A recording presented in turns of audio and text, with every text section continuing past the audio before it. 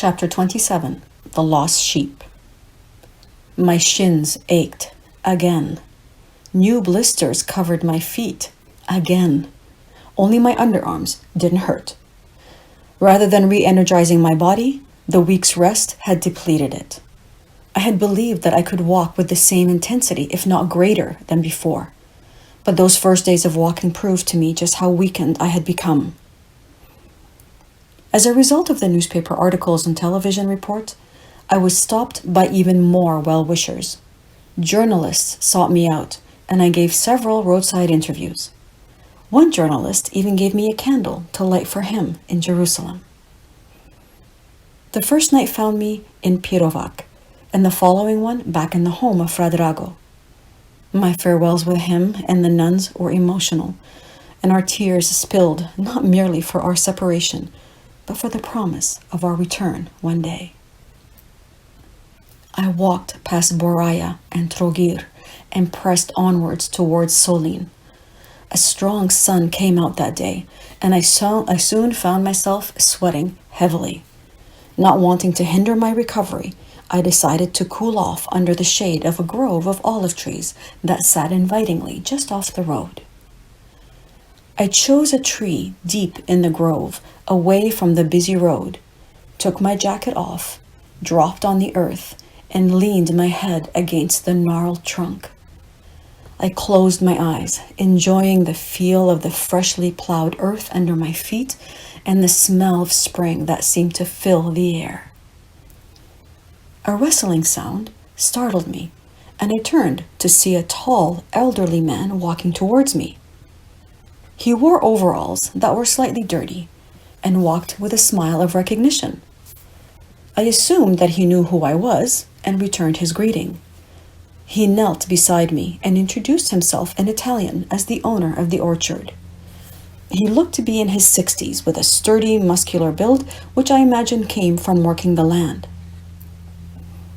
Inviting me to rest for as long as I wished, he took my stick and began to examine it. "It is olive wood," he said approvingly, leaning it once again against the tree. "Light and strong. It is very good for walking." I joked that it had seen me through many mountains and watched as he began examining my backpack. For the first time, I noticed that my sign was facing in. The man patted my backpack heartily. From his kneeling position, he lifted it slightly off the ground and put it back down again. "It must be at least 15 kilograms, he said with admiration. He curled his arm and pointed to his bicep, saying, "You must be very strong." I laughed. Without warning, he reached under my pant leg and caressed my calf. "This must be very strong too," he said with a smile, giving my calf a squeeze. I didn't have time to react. He pulled his hand away and then brought it up to my breast and cupped it. "This too," he said, starting to squeeze. I pushed his arm away and I stood in a mix of shock, anger, and fear. I realized in panic just how far back from the road I was and how secluded I was in this orchard that seemed to go on forever. He was much bigger and stronger than me, so if he were to attack me, I couldn't fight him off. The ground was plowed and muddy, so I couldn't race out of the road either. I took a deep breath and stared hard at him. "Hoda chastity, a pilgrim walking to Jerusalem, Zamir," I said, my voice hoarse and cracking. He stepped back, clearly surprised. Holding his hands up before his face, he apologized and quickly walked away until he disappeared among the trees. I was breathing hard and didn't trust that he wouldn't return. I grabbed my jacket and my backpack and stomped out of that orchard back to the safety of the busy road. I hurried to Solin, shaken and outraged. I had been met with respect everywhere in Croatia, but that incident made me forget all the good I had encountered and underlined the fact that I was a woman walking alone. I fought hard that day to not allow one ignorant man's actions to influence my faith in the goodness of all people. By the time I arrived in Solin, I was in better spirits, but more reserved than usual. While awaiting the priest's arrival, I decided to call my family in Lebanon to see how a favorite aunt named Yola was doing. My father had told me a few days earlier that her condition had worsened. I had gotten quite close to her while visiting Lebanon in September of last year, shortly before my walk. During my stay, she suffered a seizure, which doctors diagnosed to be the result of a brain tumor. The treatments seemed to be working, but this time, when I spoke with her family, they told me that all treatments had failed and that the doctors could do no more for her than send her home. I reeled from the news, and in my despair began to consider whether I should visit her. I couldn't believe I was even considering it, especially since I was so far behind Alberto. My rational mind could not convince my impetuous heart, one that beat excitedly at the idea of returning. My distress must have been evident, because the following morning, as I was saying my goodbyes to the priest who hosted me, he looked at me with concern and urged me to share whatever was bothering me. I did. "There is nothing you can do for her now," he said compassionately, making the sign of the cross in the air. "You are on a path of God. Think of all the good that you are doing with this walk. Your aunt is in God's hands now. Walk and be strong." My mind was appeased, but my heart was not. On that day's walk to Bishko, I pondered a single question.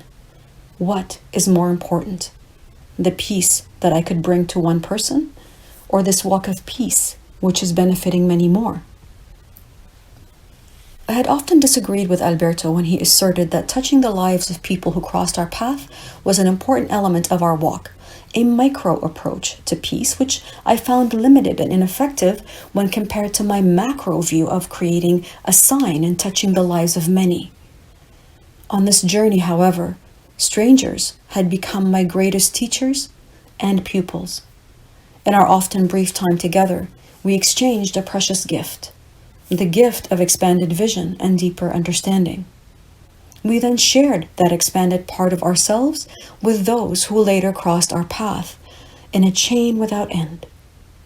Although I had uttered the words, "Peace begins with me," infinite times, it was only then that I began to understand them. Yes, I concluded, the peace of one person was as important as the peace of the many. I stopped to rest on some large stones that lay scattered along the side of the road. The day had turned gray, and a light mist now floated past. As if in a dream, a lone sheep emerged from the mist. I looked around for other sheep or a shepherd, but saw neither. The shaggy sheep crept closer, following the bits of greenery that peeked out of the rocky soil, seemingly contemplating me as much as I was contemplating it. Cars and trucks sped past on this busy road, underscoring this contrast. The sheep continued with its grazing. Then, just as strangely as it had appeared, it straggled away and disappeared into the mist. I recalled Alberto once telling me the story of Jesus being asked why he kept company with prostitutes and vagrants. Jesus had replied that if a shepherd lost even one sheep, he would leave the entire flock to find that one stray. My heart beat faster. I would leave for Lebanon as soon as possible.